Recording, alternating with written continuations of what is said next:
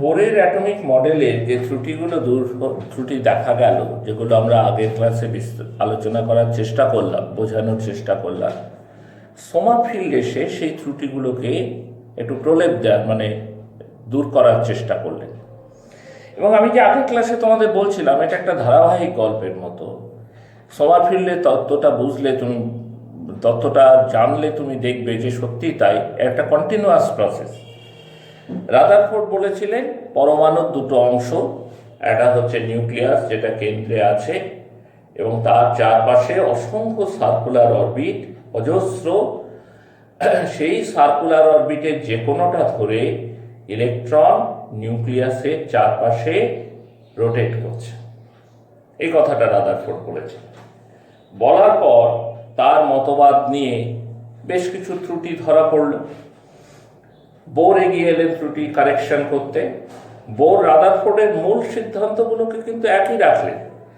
বোরও কিন্তু মেনে নিলেন অ্যাটমের দুটো পার্ট, একটা নিউক্লিয়াস আর একটা এক্সট্রা নিউক্লিয়ার পার্ট, এবং এক্সট্রা নিউক্লিয়ার পার্টে ইলেকট্রনগুলো সার্কুলার অরবিট ধরে নিউক্লিয়াসের চারপাশে ঘোরে। একটা কারেকশন উনি নিয়ে এলেন, বললেন এই যে অজস্র অসংখ্য বৃত্তাকার কক্ষপথ, অজস্র সার্কুলার অরবিট, যে অরবিট বরাবর ইলেকট্রনগুলো নিউক্লিয়াসের চারপাশে ঘুরছে, বলেছিলেন রাদারফোর্ড, আসলে ঠিক সেরকম হয় না। কতগুলো পার্টিকুলার নির্দিষ্ট কক্ষপথ বরাবরই ইলেকট্রনগুলো নিউক্লিয়াসের চারপাশে ঘোরে। এই অরবিটগুলোকে উনি স্টেশনারি অরবিট বা স্থায়ী কক্ষপথ নাম দিয়েছিলেন এবং বলেছিলেন ইলেকট্রন যখন স্টেশনারি অরবিট ধরে নিউক্লিয়াসের চারপাশে ঘুরবে তখন সে কোনো এনার্জি অ্যাবজর্ব করবে না, কোনো এনার্জি রেডিয়েট করবে না।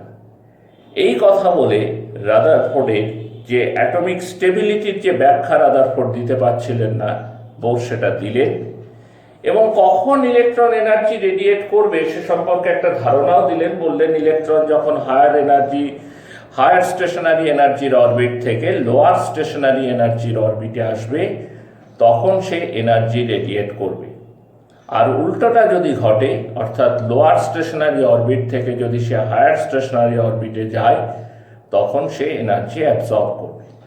তাহলে ইলেকট্রন এনার্জি রেডিয়েট করবে, কিন্তু সব সময় নয়। ফলে যে স্পেকট্রাম আমরা অ্যাটমের পাবো সেই স্পেকট্রাম হবে ডিসকন্টিনিউয়াস স্পেকট্রাম। কিন্তু তার পরবর্তীতে দেখা গেল বোরের অ্যাটমিক মডেলেও বেশ কিছু সমস্যা ধরা পড়ল। ব্যবহারিক বিজ্ঞানের এমন এমন দিক উন্মোচিত হলো যেগুলোকে ব্যাখ্যা করতে বোরস অ্যাটমিক মডেলও পারল না। তখন সোমারফিল্ড এলেন এবং সোমারফিল্ড এসে রাদারফোর্ডের তত্ত্ব, বোরের তত্ত্ব দুটোই মানলেন। অর্থাৎ অ্যাটমের দুটো অংশ, একটা নিউক্লিয়াস, একটা এক্সট্রা নিউক্লিয়ার পার্ট। নিউক্লিয়াসে আছে নিউট্রন, প্রোটন। এক্সট্রা নিউক্লিয়ার পার্টে সার্কুলার অরবিট ধরে ইলেকট্রনগুলো নিউক্লিয়াসের চারপাশে ঘোরে। স্টেশনারি অরবিট যা বোর বলেছিলেন, সোমারফিল্ড বললেন ঠিক আছে, স্টেশনারি অরবিটও ঠিক, সব অরবিট ধরে ইলেকট্রন ঘোরে না, কতগুলো নির্দিষ্ট অরবিট ধরে ইলেকট্রন নিউক্লিয়াসের চারপাশে ঘোরে। এই সব কথা আলোচনার মধ্যে দিয়ে সোমারফিল্ড যে নতুন জায়গাটা নিয়ে এলেন, যেটা রাদারফোর্ড তো বটেই, বোরের থিওরিতেও পাওয়া যায় না। উনি বললেন যে কোনো একটা নির্দিষ্ট অরবিটের সাথে কতগুলো কক্ষপথ, অর্থাৎ সাব অরবিট, উপকক্ষ, ঠিক কক্ষ বলা যায় না, উপকক্ষ অ্যাসোসিয়েটেড হয়ে আছে। বুঝতে পেরেছ? উনি বললেন যে বোর বা রাদারফোর্ড একটা সার্কুলার পাথ দেখেছিলেন, ইলেকট্রনগুলো সেই সার্কুলার পাথ ধরে নিউক্লিয়াসের চারপাশে ঘোরে। কিন্তু সার্কুলার পাথটায় কোনো একটা অরবিট বললে সার্কুলার পাথটাই একমাত্র বোঝায় তা না। খুব সামান্য সামান্য শক্তির তারতম্যে ওই সার্কুলার পাথের সাথে কতগুলো ইলিপ্টিক্যাল পাথ যুক্ত হয়ে আছে, উপবৃত্তাকার, যেগুলো রাদারফোর্ড তো বটেই, বোরও দেখতে পাচ্ছি। তোমরা নিশ্চয় বৃত্ত এবং উপবৃত্ত বিষয়টা বোঝো। আমি আঁকাতে খুবই দুর্বল, তবু একটু আঁকি, মোটামুটি একটা সার্কেলের এটা যদি সেন্টার হয়, এই সেন্টার থেকে সার্কেলের ওপরে যে কোনো বিন্দুতে দূরত্ব সমান, রেডিয়াস বলা হয়। রেডিয়াস, এটা একটা রেডিয়াস, এটা একটা রেডিয়াস, এটা একটা রেডিয়াস, ঠিক আছে। আর উপবৃত্তাকার তোমরা তো ডিম খাও সকলে, অন্তত দেখেছ, ডিমের আকৃতিটা হচ্ছে উপবৃত্ত। সার্কেলে, বৃত্তে, সার্কেল মানে বৃত্ত, তাতে একটা কেন্দ্র থাকে, সেন্টার, কেন্দ্র, ব্যাস থাকে, হ্যাঁ,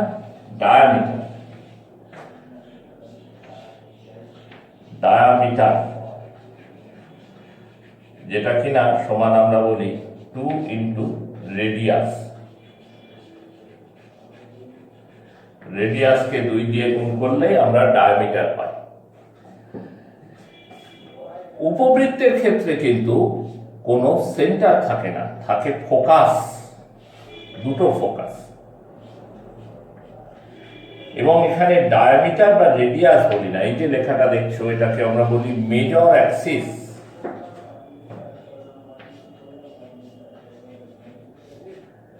মেজর অ্যাক্সিস। আর এই যে লেখাটাকে দেখছো এটাকে বলে মেজর অ্যাক্সিসকে বাংলায় বলে পরাক্ষ।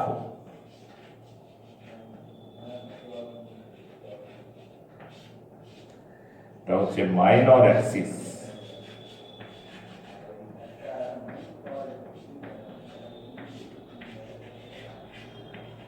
উপাক্ষ।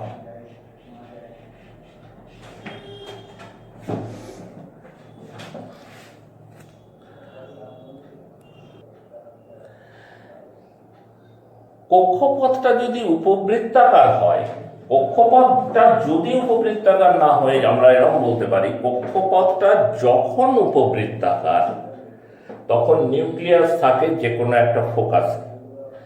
কক্ষপথটা যখন বৃত্তাকার তখন নিউক্লিয়াস থাকে কেন্দ্রে। এই যে উপবৃত্তাকার বা ইলিপ্টিক্যাল অরবিটের যে ধারণা সোমারফিল্ড নিয়ে এলেন, এইটাই কিন্তু অ্যাটমিক মডেলকে তুলনায় জটিল করে দিল। সার্কেলের কনসেপশন থেকে দেখো, ইলেকট্রন সার্কুলার পাথ ধরে নিউক্লিয়াসের চারপাশে ঘুরছে, তার মানে সে সেন্টার থেকে সবসময় একটা ফিক্সড ডিস্টেন্স, নির্দিষ্ট দূরত্ব মেনটেন করছে। ইলেকট্রন নিউক্লিয়াস থেকে একটা নির্দিষ্ট দূরত্ব বরাবর একটা নির্দিষ্ট ভেলোসিটি নিয়ে ঘুরে চলেছে। নিউক্লিয়াসের আকর্ষণ বল ইলেকট্রনটার উপর সব সময় সমান, কখনো বেশিও নয়, কখনো কমও নয়। কিন্তু যেই কনসেপ্টটা চলে এলো ইলিপসের, ইলিপ্টিক্যাল উপবৃত্তের, এবং তখন সেখানে সেন্টার নেই, নিউক্লিয়াস থাকে একটা ফোকাসে, ফলে ইলেকট্রন যখন ঘুরতে ঘুরতে ঘুরতে ঘুরতে ফোকাসের খুব কাছেও আসতে পারে, আবার ফোকাস থেকে খুব দূরেও যেতে পারে। যখন ফোকাসের খুব কাছে সে আসবে তখন নিউক্লিয়াসের ফোর্স অফ অ্যাট্রাকশন ইলেকট্রনের উপর অনেক বেড়ে যাবে। আবার সে যদি অনেকটা দূরে চলে যায় তখন নিউক্লিয়াসের ফোর্স অফ অ্যাট্রাকশন তার উপরে কমে যাবে। এই যে অ্যাটমের মধ্যে কখনো নিউক্লিয়াসের আকর্ষণ বল ইলেকট্রনের উপর বাড়ছে, কখনো ইলেকট্রনের উপর কমছে, আকর্ষণ বলটা কখনো বাড়ছে কখনো কমছে, এই যে ঘটনাটা, এটা ইলেকট্রনের ভেলোসিটিতে একটা পরিবর্তন আনে। তার ফলে এই উপবৃত্তাকার কক্ষপথের একটা শিফটিং হয়। এটা আইনস্টাইনের থিওরি অফ রিলেটিভিটি আশ্রয় করে এই সিদ্ধান্তে পৌঁছানো গেছে। ফলে বিষয়টা খুব জটিল জায়গায় পৌঁছে যায়। ভরেরও পরিবর্তন ঘটে, ভেলোসিটি চেঞ্জ হয়, মাসের ক্ষেত্রেও তার একটা এফেক্ট ঘটে। ফলে বিষয়টা অনেকটাই জটিল। এমন নয় যে 11 ক্লাসে বসে তুমি সোমারফিল্ডের সব কিছু বুঝে ফেলতে পারো। আমরা কয়েকটা জিনিস একটু এই সূত্রে আলোচনা করি। এবার আমরা উপবৃত্তাকার পথে ইলেকট্রনের যে গমনাগমন সেই বিষয়ে একটু আলোচনাটাকে এগোই। দেখো, একটা ইলেকট্রন যখন সার্কুলার পাথে নিউক্লিয়াসের চারপাশে ঘোরে, তখন কেবলমাত্র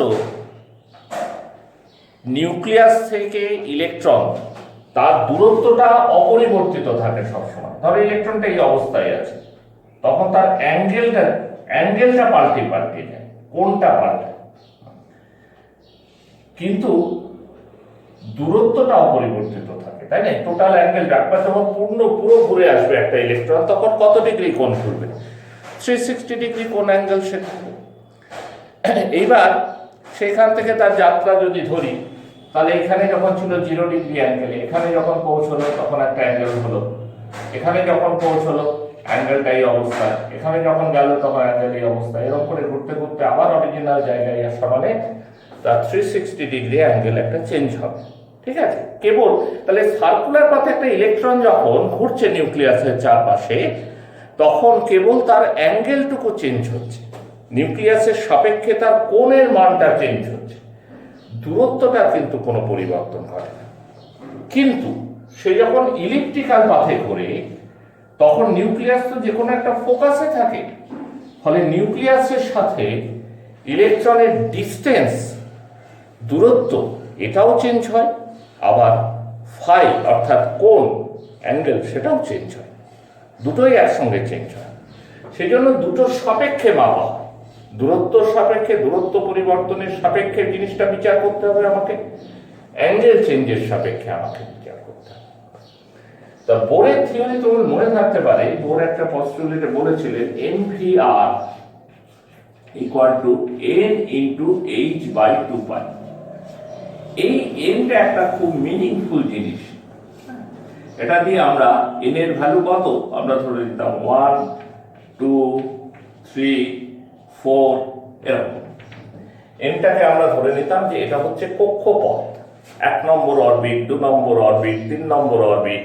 হ্যাঁ, এইবার তুমি দেখো ইলেকট্রন ইলিপ্টিক্যাল পাথে নিউক্লিয়াসের চারপাশে ঘুরছে, এই অবস্থায় আছে, ইলেকট্রনটার ভেলোসিটি এর সাথে ট্যানজেনশিয়ালি আউটওয়ার্ড ডিরেকশনে এই বরাবর কাজ করছে, তাই তো?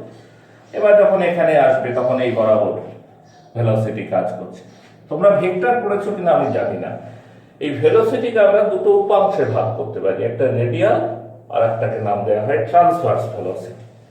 ইলেকট্রনের ভেলোসিটি কিভাবে কাজ করে? স্পর্শক বরাবর, ট্যানজেনশিয়াল দূরত্বে। এই যে অঙ্কের জায়গা, এই জায়গাগুলো কোঅর্ডিনেট জিওমেট্রি, হ্যাঁ, এগুলো ভালো করে জানা না থাকলে, ফিজিক্সে ভেক্টর পড়া না থাকলে এগুলো একটু সমস্যা ঘটে। আমি খুব গভীরে প্রবেশ করব না। ট্যানজেনশিয়ালি আউটওয়ার্ড ডিরেকশনে, অর্থাৎ বহির্মুখী পথ, আউটওয়ার্ড ডিরেকশন, এই ভেলোসিটিটাই বরাবর কাজ করে আউটওয়ার্ড ডাইরেকশন। কার ভেলোসিটি? ইলেকট্রনের ভেলোসিটি। আবার যখন এই যে বললাম এখানে আছে, তখন ট্যানজেনশিয়ালি আউটওয়ার্ড ডিরেকশন, এখানে যখন আছে ইলেকট্রনটা, তখন ট্যানজেনশিয়ালি আউটওয়ার্ড ডিরেকশনে কাজ করছে। পরিষ্কার? এখন এই ভেলোসিটিকে আমি দুটো ভাগে ভাগ করতে পারি, ভেক্টরের উপাংশ ভাগ, একটা রেডিয়াস ভেলোসিটি, একটা হচ্ছে রেডিয়াস ভেলোসিটি,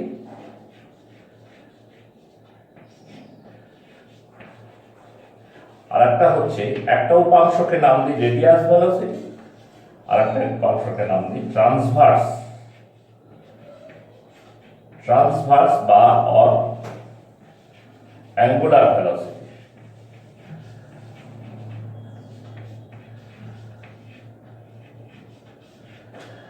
রেডিয়াস ভেলোসিটি আর ট্রান্সভার্স বা অ্যাঙ্গুলার ভেলোসিটি, ঠিক আছে কিনা? এখন সোমারফিল্ড বললেন যে রেডিয়াস ভেলোসিটির জন্য একটা রেডিয়াল মোমেন্টাম হবে, এইটার জন্য একটা, মানে বোর যেমন বলেছিলেন একটা কৌণিক ভরবেগ, অ্যাঙ্গুলার মোমেন্টাম। এবার দেখো সোমারফিল্ড আস্তে আস্তে ব্যাপারটাকে কত গভীরে নিয়ে যাচ্ছে। বলছে রেডিয়াস ভেলোসিটি, তুমি যখন মূল ভেলোসিটিকে দুটো উপাংশে ভাগ করলে, ভেক্টর জানা থাকলে এটা তোমাদের বোঝা খুব সহজ, যে যে কোনো এইরকম বেগকে আমরা দুটো উপাংশে ভাগ করে নিতে পারি। এবার রেডিয়াল ভেলোসিটির জন্য আমরা রেডিয়াল মোমেন্টাম, এটা কি রেডিয়াল ভেলোসিটি, রেডিয়াস নয়, এটা রেডিয়াল ভেলোসিটি, আর ট্রান্সভার্স ভেলোসিটি, এই যে রেডিয়াল ভেলোসিটি এদিকে দেখানো হচ্ছে, আর এই হচ্ছে ট্রান্সভার্স, এর সাথে লম্বভাবে এই যে কিভাবে দেখায় তোমাকে, এই ভেলোসিটি বরাবর যাচ্ছে, একে আমরা দুটো উপাংশে ভাগ করতে পারি, একটা এক্স অক্ষ বরাবর, একটা ওয়াই অক্ষ বরাবর। ঠিক আছে, ফিজিক্সে পড়বে তোমরা। তা রেডিয়াল ভেলোসিটির জন্য তুমি কি পাবে? Radial momentum. For radial velocity you get radial momentum. For radial velocity you get radial momentum. For beg,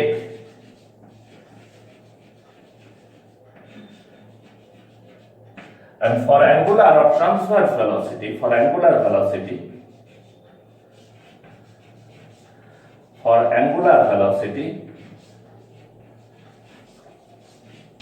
you get angular momentum.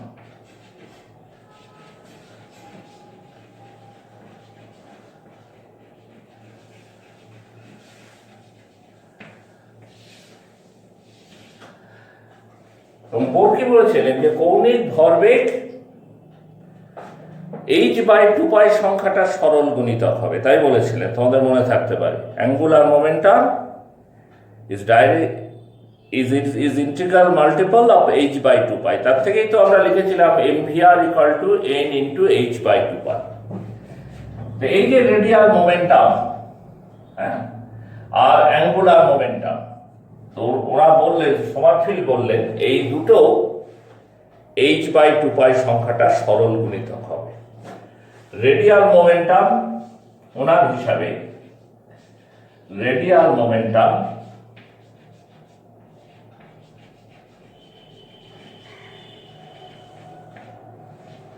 সমান হচ্ছে nr × h/2π,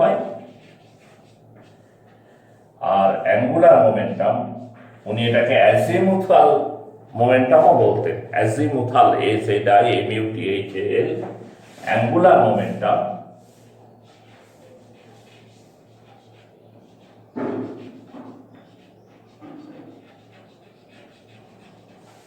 সমান k ×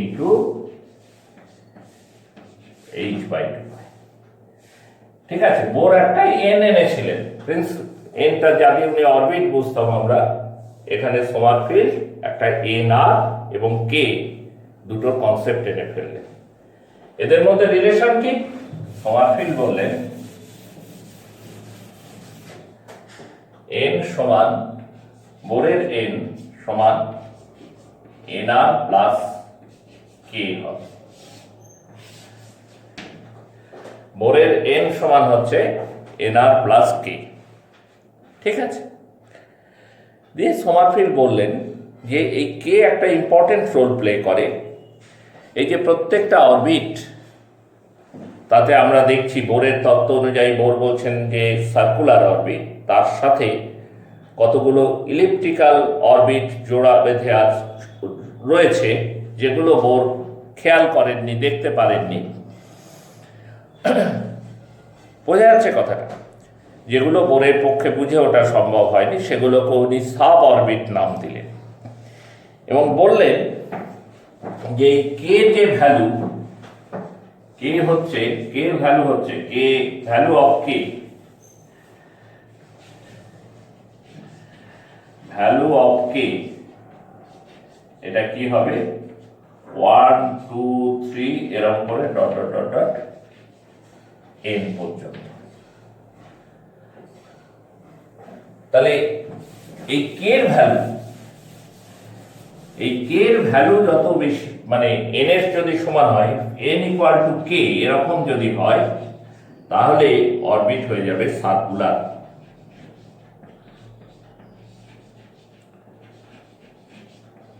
বৃত্তাকার।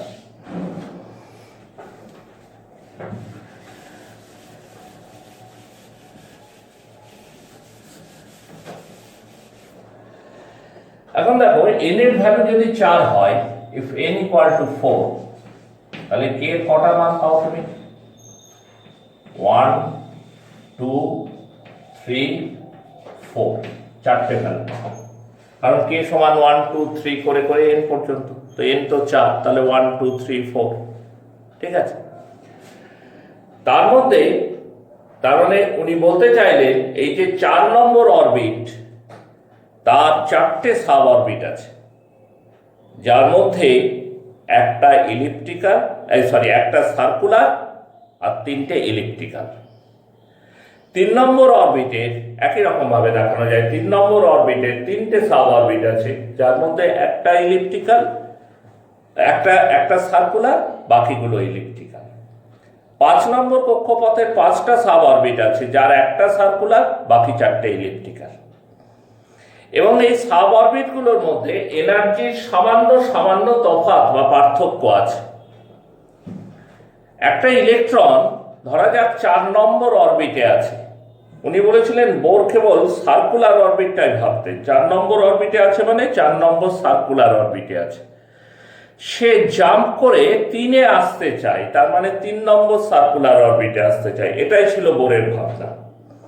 তাহলে একটা ডেফিনিট ওয়েভলেন্থের আলো দেবে। কিন্তু সোমারফিল্ডের এই কথার পরে একটা ইলেকট্রন 4 নম্বর অরবিটে আছে মানে সে সবসময় সার্কুলার অরবিটে থাকতে পারে তার কোনো মানে নেই।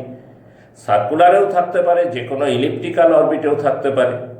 সে যখন 3-এ আসবে তখন সে সার্কুলার অরবিটেও আসতে পারে, যে কোনো ইলিপ্টিক্যাল অরবিটেও আসতে পারে। তাহলে অনেক রকম এনার্জি ট্রান্সমিশনের সুযোগ চলে এলো, বুঝতে পেরেছ? অনেক রকম শক্তির তারতম্যের সুযোগ চলে এলো, যার উপর ভিত্তি করে আমরা স্পেকট্রামে পরমাণুর বর্ণালীতে খুব কাছাকাছি তরঙ্গ দৈর্ঘ্য বিশিষ্ট কতকগুলো আলোর সমষ্টি পেলাম। তাহলে সোমারফিল্ড বোরের তত্ত্বের সাথে কি যোগ করলেন? এই যে আমরা বলছি ধারাবাহিকতা, সোমারফিল্ড বোরের থিওরির সঙ্গে যোগ করলেন সাব অরবিট। বোর কেবল অরবিটের কথা, স্টেশনারি, রাদারফোর্ড বলেছিলেন অরবিট, বোর বললেন স্টেশনারি অরবিট। সোমারফিল্ড স্টেশনারি অরবিটের সাথে অ্যাসোসিয়েটেড সাব অরবিটের কথা বললেন। উনি বললেন প্রতিটি স্টেশনারি অরবিটের সাথে, 1 নম্বর অরবিট ছাড়া প্রত্যেকটা স্টেশনারি অরবিটের সাথে অ্যাসোসিয়েটেড থাকে কিছু সাব অরবিট।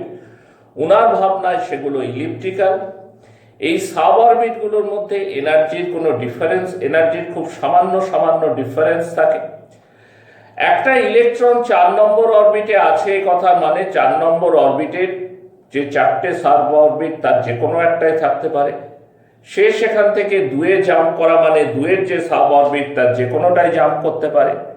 এই যে অরবিটগুলোর মধ্যে এনার্জির যে স্মল ডিফারেন্স, তার উপর ভিত্তি করে ওয়েভলেন্থগুলোর মধ্যেও একটা খুব সূক্ষ্ম পার্থক্য আমরা দেখতে পাই।